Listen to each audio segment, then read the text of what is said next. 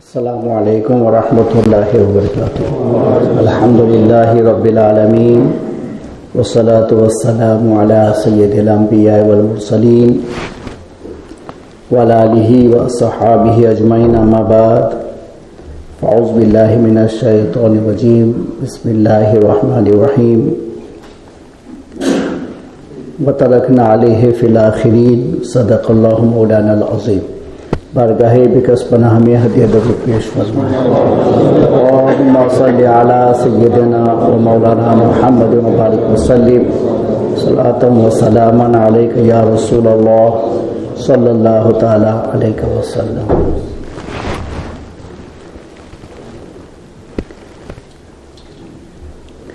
آقا علیہ الصلوۃ والتسلیم کے پیارے دیوانوں،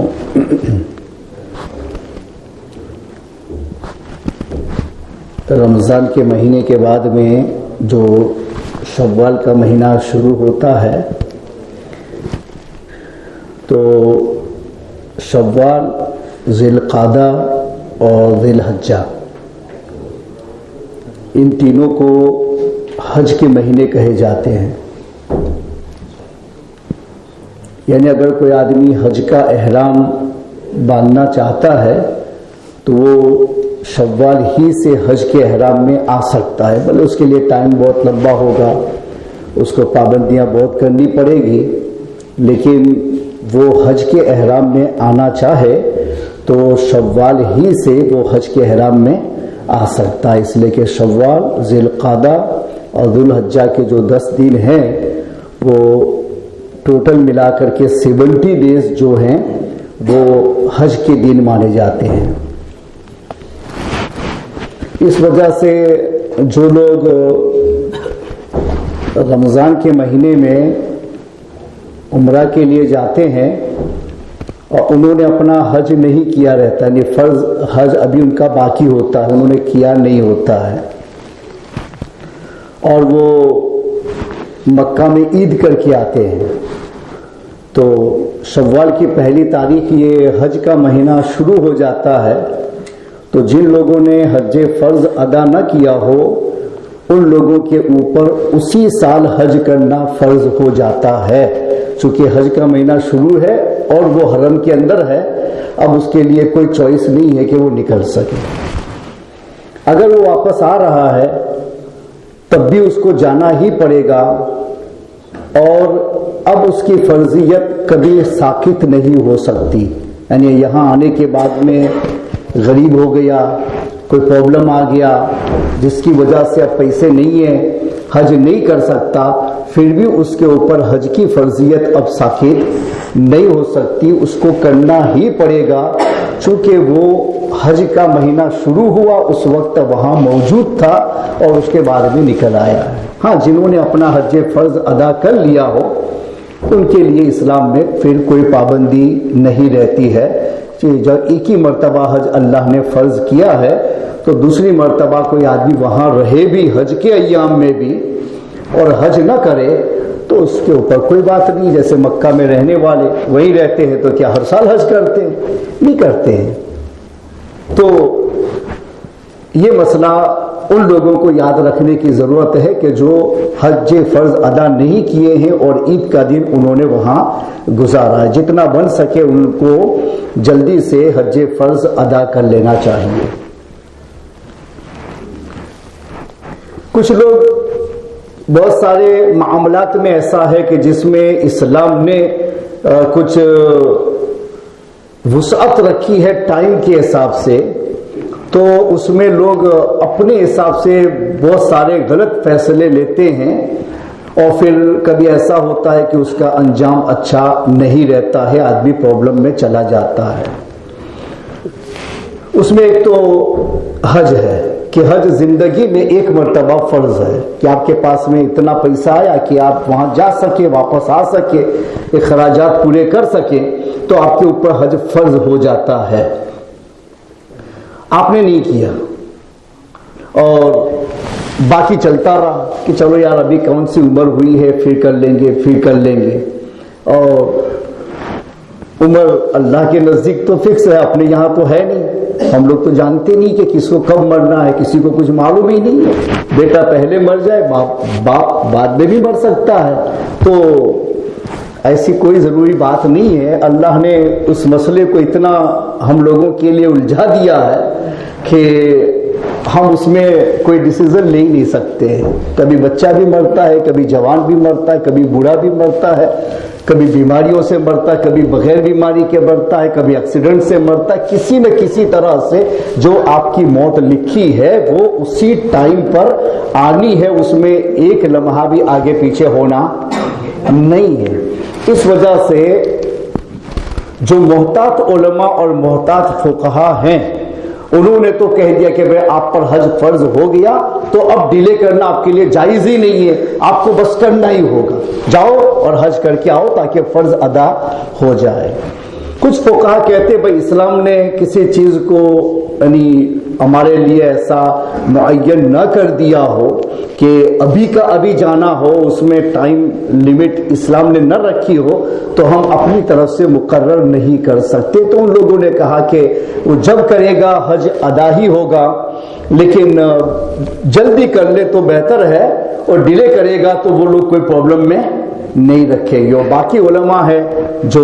سختی سے اس پر عمل کرانا چاہتے ہیں، وہ ڈیلے کرنے والوں کو فاسق کا فتویٰ بھی دے دیتے ہیں کہ اگر وہ جان بوجھ کے ڈیلے کر رہا ہے تو فاسقوں میں شمار ہو جائے گا۔ نبی اکرم علیہ الصلوۃ والتسلیم کا فرمان ہے کہ جس کے پاس میں وسعت ہے حج کرنے کی اور اس کے باوجود وہ حج کو نہیں جاتا تو چاہے عیسائی ہو کے مرے چاہے یہودی ہو کے مرے، یعنی اتنی شدت حضور نے فرمائی کہ عیسائی ہو کے مرے چاہے یہودی ہو کے مرے۔ کیا اس نے جب اللہ کے اتنے بڑے فرض کو چھوڑ دیا تو اب کیا اس کا مرنا، تو اتنی شدت کے ساتھ میں حضور نے فرمایا، ناراضگی کا اظہار فرمایا۔ تو اس کا مطلب یہ ہوا کہ ہمارے پاس میں وسعت آ جائے اور حج ہم پر فرض ہوا ہو تو ٹال مٹول نہیں کرنا چاہیے، آج اور کل پہ نہیں جانا چاہیے، فیصلہ جلدی سے کر کے اس فرض سے فارغ ہو جانا چاہیے، چونکہ ہمیں اپنی موت کا کچھ بھی پتہ نہیں ہے، تو جتنا ہمارے پاس ہے وہ غنیمت سمجھ کے اسی پہ عمل کر لینا چاہیے۔ تو اس میں اکثر لوگ آگے پیچھے ہوتے ہیں، ہمارے ملکوں میں بھی، اس ملک میں بھی ایسا ہوتا ہے، اور جو انڈیا پاکستان کے ملک ہیں وہاں تو ماں باپ کیا سمجھتے ہیں کہ حج اس وقت فرض ہوتا ہے جبکہ آپ اپنے بچوں کی شادیاں کر دو اور ان کو ان کے ٹھکانے پہ لگا دو، اس کے بعد تم پہ حج فرض ہوتا ہے۔ یہ انہوں نے اپنی طرف سے پیدا کر رکھا ہے، مسئلہ بنا رکھا ہے، اور وہ پورا ملک اسی پہ چل رہا ہے۔ اب تم ان کے سامنے لاکھ مسئلے بیان کرو نا کہ بھائی یہ شریعت یہ کہتی ہے، اسلام یہ کہتا ہے، وہ آپ کی ایک سننے والے نہیں ہے۔ وہ کہتے ہو پہلے سے سسٹم ہمارا ایسے ہی چلا آ رہا ہے کہ ہمارے سر پہ قرض موجود ہے، میری بیٹے کی شادی باقی ہے، میری بیٹی کی شادی باقی ہے، اور میں کیسے حج کر کے آؤں؟ اب وہ اسی پہ رہتے ہیں۔ جب ان کے بچوں کی شادیاں ہو جاتی ہیں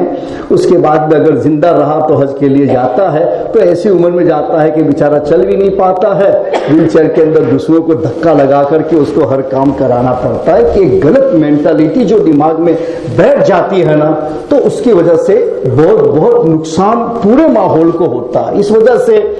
اسلام نے ہمیشہ امر بالمعروف نہی عن المنکر کو ایک اسلامی فریضہ قرار دیا کہ یہ بھی تمہارا ایک فرض ہے کہ کوئی چیز غلط دیکھو تو کوئی مانے نہ مانے وہ اس کا کام ہے، لیکن میری ذمہ داری یہ ہے کہ میں کم سے کم ایک بار آپ کو یہ کہہ دوں کہ آپ جو کر رہے ہیں نا وہ غلط ہے، آپ کو ایسا نہیں کرنا چاہیے۔ اب آپ عمل کریں گے تو ٹھیک ہے، آپ کے حق میں بہتر ہوگا، نہیں بھی کریں گے تو میرا کوئی نقصان نہیں ہے، میں نے اللہ و رسول کا میسج آپ کو پہنچا دیا تو میرا تو فرض بھی ادا ہو گیا، اور مجھے تو فرض ادا کرنے کا ثواب بھی مل جائے گا۔ تو یہ اتنا اہمیت رکھتا ہے کہ کبھی بھی کسی غلطی کو چلنے مت دو، جہاں بھی نظر آئے کم سے کم ایک بار بھی اسے ٹوک دو تاکہ پورا ماحول خراب نہ ہو جائے۔ اور جب یہ ٹوکنے کا سلسلہ بند ہو جاتا ہے نا تو کوئی غلط چیز چلتی ہے تو آگے چل کے اسی غلط کو مذہب سمجھ لیا جاتا ہے، اور ایسا ایک مسئلہ نہیں ہمارے اہل سنت میں، اگر تم ٹٹولو نہیں تو عمل کے اعتبار سے اتنی خرابیاں ہیں کہ اگر میں صرف ہمارے سنیوں کی خرابی دیکھ کر کے اس پر کتاب لکھوں نا تو سارے سنی مجھے نکال کے سنیت سے باہر کر دیں گے، یہ مولوی نے ہمارے سنیوں کو ٹارگٹ بنایا ہے اور ہمارے خلاف یہ کہ حالانکہ وہ ساری چیزیں پروف کر سکتے ہیں کہ بھائی جو تم کرتے ہو وہ فقہ کے حساب سے، اسلامی قانون کے حساب سے، فرمان رسول کے حساب سے تم سب کچھ غلط کر رہے ہو،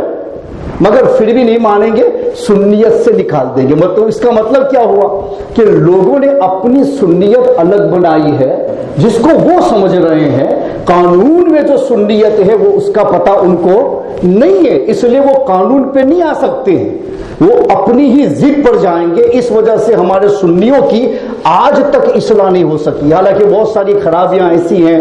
جس پر ہم نے کتابیں بھی لکھی، بیان میں تو الحمدللہ سب کچھ پہنچا دیا۔ وہ پہلے دن سے ہم نے تو کبھی یہ دیکھا ہی نہیں کہ بولوں گا تو کیا ہوگا اور کیا نہیں ہوگا، جو سچ تھا ہم نے الحمدللہ ہر جگہ پر وہ پہنچا دیا اور اسی کو بتا دیا۔ بہت ضرورت پڑی تو میں نے لکھ کر کے کتابوں میں بھی اس کو کر دیا کہ بھائی ہمارا مسلک یہی ہے، ہماری سنیت یہی ہے، ہمارے اعلیٰ حضرت نے اس پر یہی فیصلہ کیا ہے، آج تک کی علماء کی چین میں یہی بات چلی آئی ہے، سب کچھ لکھ کر کے دے دیا۔ مگر پھر بھی جو پہلے سے ساتھ میں تھے انہوں نے اس چیز کو تسلیم کیا، اور جو لوگ پرابلم میں تھے انہوں نے نہیں مانا تو نہیں مانا، لیکن انہوں نے ہم کو ہی نکال دیا کہ بھائی اس کو سنی ہی مت سمجھو، اس کو سنی سے آؤٹ کر دو۔ تو کتنے ایسے ہیں، آج تک میں ان کے پاس جاتا بھی نہیں ہوں، میں ان سے کانٹیکٹ کرتا بھی نہیں ہوں، میں اپنے مذہبی ورک میں ایسے لوگوں سے ہیلپ لیتا بھی نہیں ہوں۔ مجھے جس کے بارے میں پرابلم ہوتا ہے نا کہ یہ آدمی مسئلے کے بارے میں پرابلم کرتا ہے، تو ان لوگوں کو میں نہیں، وہ مجھے نکالے نہ نکالے، میں اپنی لسٹ میں سے ایسے لوگوں کو نکال دیتا ہوں کہ اللہ کا دین صرف سچائی پہ چلتا ہے، اور اللہ کا دین صرف سچوں کے سپورٹ پہ چلتا ہے۔ اللہ کے دین کے لیے جھوٹے کا سپورٹ لینا یہ بھی اسلام میں حرام اور سخت حرام۔ ایک آدمی نے، جگہ نہیں بولتا ہوں، سے بتا دینا کافی ہے، اس کے پاس میں خود نہیں گیا تھا، دوسروں کو بھیجا تھا کہ جہاں چاہو جا کے لے لینا، تو اس آدمی نے 500 پاؤنڈ لکھوائے۔ فرسٹ میں بھی نہیں، برسوں کی بات ہے، تب اس کی قیمت بہت زیادہ تھی 500 کی، ابھی تو بہت لیس ہو گئی منی۔ تو اس وقت اس نے 500 پہلی بار میں لکھوا دیے، لیکن اس نے کہا کہ وہ مولانا صاحب کچھ باتیں بولتے ہیں نا تو وہ نہیں ہونا چاہیے، اور سنی جو مل جل کے چلتے ہیں نا اس کو اسی پر رہنے دینا چاہیے، بات نہیں بولنی چاہیے۔ انہوں نے پیسے لے لیا، ریسیپٹ بھی دے دی، اور پیسہ مجھے پہنچا کہ انہوں نے کہا کہ بھائی اس آدمی نے آپ سے یہ ریکویسٹ کی ہے کہ آپ جو دین میں ایسی ایسی باتیں بولتے ہیں تو وہ کہتے ہیں یہ نہیں ہونا چاہیے، سب سنی مل کے رہنے چاہیے، مل کے سچائی پہ رہنا چاہیے۔ ٹھیک ہے الحمدللہ سب سنی مل کے رہو، ہم کون کہتے کہ الگ ہو جاؤ، لیکن آپ غلط کرو پھر کہو کہ نہیں غلط بھی چلنے دو سچ بھی چلنے دو، دونوں کو مکسنگ کر دو اور اس کے بعد کہو کہ سنیت مل کے چلتی ہے، تو ایسا دین ہم نے سیکھا بھی نہیں ہے اور ایسے دین کو ہم نے کہیں سے پایا بھی نہیں ہے، اس لیے اس پر فیصلہ نہیں ہو سکتا۔ میں نے ان سے کہا کہ آپ جن کے پاس سے پیسے لے کے آئے ہیں جا کے ان کو ان کا پیسہ واپس کر دو، اور یہ کہنا کہ بھئی مولانا صاحب جس سچائی کو لے کر کے چلتے ہیں تو وہ سچوں ہی کی مدد سے آگے جائیں گے، کسی بھی جھوٹے کی مدد مولانا کے دین کے لیے ضروری نہیں ہے، اور آپ کے پیسے ہمارے لائق نہیں ہے، آپ نے یہ کنڈیشن جو رکھا ہے سراسر غلط ہے، اس وجہ سے آپ کے پیسے واپس، اگر ریسیٹ آپ کے پاس ہے تو میں واپس کر دو، ہم اس کے ساتھ میں لگا دیں گے، اور نہیں ہے تو آپ لکھ کر کے پیچھے لکھ دو کہ یہ پیسے ہم کو واپس مل گئے تھے۔ میں نے پھر منع کر دیا، آج تک ان لوگوں سے میں نے کانٹیکٹ نہیں کیا، ان کو شامل نہیں کیا، میں نے خود اپنے لسٹ سے ایسے لوگوں کو نکال دیا۔ تو دین کی سچائی باقی رکھنے کے لیے سچ بولنا ضروری ہے، پھر تم مانو نہ مانو یہ میرا ذمہ نہیں ہے، میرا ذمہ صرف پہنچانا۔ وما علینا الا البلاغ المبین آتا ہے نا ہر بیان میں، اینڈ پر مولوی یہی بولتا ہے وما علینا الا البلاغ المبین، ہمارے اوپر واضح الفاظ میں اللہ و رسول کا میسج تم کو پہنچا دینا تھا، ہم نے پہنچا دیا، ہمارا فرض ادا ہو گیا، اب باقی ذمہ داری آپ کی ہے، آپ اس پر آئیں گے نہیں آئیں گے وہ آپ جانو، ہمارا فرض ادا ہو جاتا۔ سنیوں میں انقلاب مذہبی نہیں آتا ہے اور نہیں آئے گا، نہیں آتا ہے وہ تو بالکل واضح ہے، نہیں آئے گا، اس لیے بولتا ہوں کہ 28 ایئرز سے ان باتوں کے اوپر بات کی گئی، سمجھایا گیا، کتابیں لکھ کے بتائی گئی، میرے خلاف ایک پروف نہ لا سکے، ہر چیز میں ہمارا پروف ہی غالب رہا، اس کے باوجود بھی نہ ماننے والوں نے نہیں مانا، اور آج بھی اس کی مخالفت چالو ہے۔ وہ کس بنیاد پر مخالفت کرتی؟ اس کا مطلب یہ ہوا کہ ہمارے سنیوں کی عوام میں جو سنیت چلتی ہے وہ اللہ و رسول نے جو بتائی ہے یا کتابوں میں جو ہے وہ نہیں ہے. انہوں نے اپنی طرف سے جو پیدا کر رکھا ہے, اپنی طرف سے گھر رکھا ہے, اپنی طرف سے سن رکھا ہے, اسی کو لے کے چلتے ہیں اور کہتے ہیں کہ ہم سنی. ایسی قوم کی اصلاح کبھی نہیں کر سکتی. ایک شاعر کا شعر ہے کہ آکش کے نہ دانت وہ بے دانت کے دانت در جہل مرکب عبد الدہر بمانت. جو آدمی نہیں جانتا, جاہل ہے, مگر وہ اپنی جہالت کو ماننے کو تیار ہی نہیں ہے کہ میں جاہل ہوں. تو فرمایا گیا کہ ایسے آدمی کو آپ نہ سمجھا سکتے ہیں نہ اس کی اصلاح کر سکتے, کیونکہ وہ جاہل ہے. مگر جاہل مانے تو اصلاح کرے گا نا. بھیا مولانا صاحب بتا رہے, میں نہیں جانتا ہوں, انہوں نے وہ جانتے ہیں, وہ بتاتے ہیں, تو مجھے اصلاح کرنی چاہیے. مگر وہ نہ جان کر بھی اپنے آپ کو کیا سمجھتا ہے کہ میں جو جانتا ہوں وہی صحیح ہے, میرے پاس نالج ہے, میرے پاس جو پہنچا وہی صحیح ہے, اور وہ اسی پر رہنا چاہتا ہے. تو ایسے آدمی کو صرف آپ بطور فرض اپنا میسج پہنچا سکتے ہیں, مگر اس کی اصلاح نہیں کر سکتے. اس وجہ سے 28 ایئرز سے مسلسل کوشش کرنے کے بعد میں ہم نے چاہا کہ سچوں کو ساتھ میں کر لے, ساتھ میں کر لے, ساتھ میں کر لے, مگر جو پہلے سے تھے وہ ساتھ میں رہے, جو نہیں تھے وہ نکلے ہی رہے. آج تک وہ ساتھ میں ہونے کو تیار ہیں. اب بھی ان کو میں گزارش کرتا ہوں کہ ہم نے جو میسج آج تک آپ کو پہنچایا ہے, لکھ کے دیا, بول کے دیا, سب کچھ اہل سنت والجماعت کے عین مسلک کے مطابق دیا ہے. اس میں ایک لفظ بھی یاد نہیں کیا گیا ہے, اس میں ایک لفظ کو پرابلم میں نہیں رکھا گیا ہے, اس میں ایک لفظ میں کسی کی خوشی کا خیال نہیں کیا گیا ہے. جو تھا من و ان پہنچایا گیا ہے. تو جن لوگوں نے الحمدللہ اس پر اپنے آپ کی اصلاح کر لی اور درست بن گئے, وہ مبارکباد ہے. دنیا میں بھی بہتر رہیں گے, آخرت میں بھی ان کو بہتری ملے گی. اور جو اب بھی اپنے پرابلم میں ہیں, تو میں کہتا ہوں خدا را تم اپنی بنائی ہوئی سنیت کی بات نہ کرو, جو سنیت اللہ و رسول کی طرف سے پہنچائی گئی ہے اس سنیت کی بات کرو, تاکہ ہمارے عمل سے اور ہماری خرابیوں سے اللہ کے دین میں پرابلم نہ آئے, اللہ کے دین کو نقصان نہ پہنچے. ہمیں چاہیے کہ ہم خود اپنی اصلاح کریں. نہیں ہے تو دنیا کے بہت سارے دارالفتہ اہل سنت کے ہیں, ان سے ان مسائل میں جس کو آپ سمجھ رہے ہیں اس کے بارے میں رابطہ قائم کریں. اور سب لوگ اگر آپ کو صحیح جواب دیتے ہیں تو پھر توبہ کر کے ہر ایک کو اس پر آ جانا چاہیے. ہم وہی چاہتے ہیں کہ سنیوں میں اتفاق ہو, مگر جھوٹ کے ساتھ, غیبت کے ساتھ, برائی کے ساتھ, کسی کی بلا وجہ کی خوشی کے ساتھ یا نفاق کے ساتھ ایسی سنیت ہو. تو ایسی سنیت ہم نے کہیں پڑھی نہیں ہے, اس لیے الحمدللہ ایسا ہم سے نہیں ہو سکتا ہے. اس لیے ہر ایک کو سچ بننا چاہیے اور سچائی کا فالو کرنا چاہیے. اللہ تعالی ہم سب کو سچائی پر آنے کی توفیق عطا فرمائے. وما علینا الا البلاغ.